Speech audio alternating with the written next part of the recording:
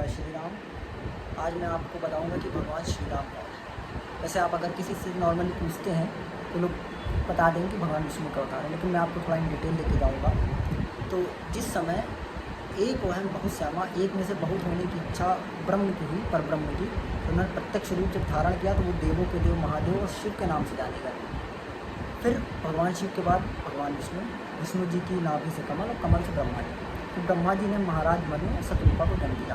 महाराज मनु पृथ्वी के पहले मानव हुए जिनकी संतान मनुष्य हुए, जिनकी संतान होने के नाते मानव कहे जाते हैं। तो महाराज मनु और शतरूपा जब तप करने लगे, तो रामायण में लिखा हुआ बालकांड में कि जिस समय महाराज मनु और शतरूपा तप करने लगे तो उस समय विधि हरि हर तप देख अपारा और मन समीप आए बहुबारा। जिस समय महाराज मनु शतरूपा तप करने लगे उस समय भगवान विष्णु भी आए, ब्रह्मा भी आए, शिव शंकर भी आए। काहे के लिए? मांगहु वर।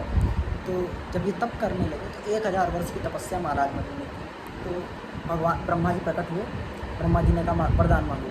तो उन्होंने कहा नहीं, हमें वरदान कुछ नहीं चाहिए, बस ये हमारी तपस्या पूर्ण हो जाए, ये हमें वरदान दीजिए। ब्रह्मा जी ने कहा कि वरदान ले लो, आया हूँ। कहा नहीं, बस तपस्या पूर्ण हो जाए। ब्रह्मा जी ने कहा ठीक है, तथास्तु कह के ब्रह्मा जी चले गए। फिर 1000 वर्ष की तपस्या की। अब भगवान विष्णु प्रकट हुए। कहा भाई वरदान मांगिए। तो उन्होंने कहा प्रभु हमें वरदान स्वरूप कुछ नहीं चाहिए, बस आप हमें ये आशीर्वाद दे दीजिए कि हमारी तपस्या ही जो है पूर्ण हो जाए। विष्णु जी ने कहा भाई कुछ तो मांग लो, मैं आया हूँ तो कुछ तो ले लो। उन्होंने कहा नहीं, हमारी तपस्या पूर्ण हो जाए। तथास्तु कह के भगवान विष्णु भी चले गए। फिर 1000 वर्ष की तपस्या। अब भगवान शिव प्रकट हुए। कहा वरदान मांगिए। तो उन्होंने कहा प्रभु हमें वरदान स्वरूप कुछ नहीं चाहिए, बस आप हमें यही वरदान दीजिए कि हमारी तपस्या पूर्ण हो जाए जो कर। तो भगवान शिव ने कहा यार प्रकट होते ही असुर तो सीधा वरदान मांगते हैं, भाई मुझे अमर कर दो, शक्ति ले दो, कुछ मांग लो, कोई शक्ति मांग लो, कोई अस्त्र मांग लो, शस्त्र मांग लो। उनका नहीं प्रभु बस हमारी तपस्या पूर्ण है। उन्होंने कहा तपस्या पूर्ण हुई है तभी तो मैं प्रकट हूँ, अब वरदान मांगो। उन्होंने कहा नहीं प्रभु कुछ नहीं, बस तपस्या पूर्ण हो जाए। तथास्तु कह के भगवान शिव भी अंतर ध्यान हो गए। फिर 1000 वर्ष की तपस्या।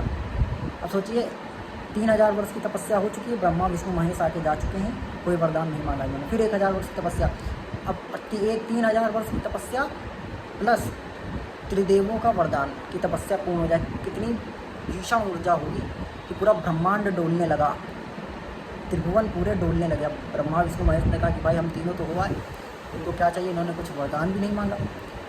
तो साक्षात परब्रह्म प्रकट हुए, ऊर्जा हुई, परब्रह्म साक्षात प्रकट हुए। उन्होंने कहा भाई क्या चाहिए आपको? मेरी तीनों बड़ी शक्तियाँ ब्रह्मा विष्णु महेश आ चुके हैं, आपने कोई वरदान नहीं मांगा, ऐसा क्या चाहिए आपको? मुझे स्वयं इतनी ऊर्जा हो गई आपकी तपस्या में कि मुझे स्वयं प्रकट होना पड़ा। तो उन्होंने कहा प्रभु हम ये चाहते हैं कि आप हमारे कुल में जन्म लें। तब परब्रह्म ने वरदान दिया कि मैं आपके कुल में जन्म लूँगा।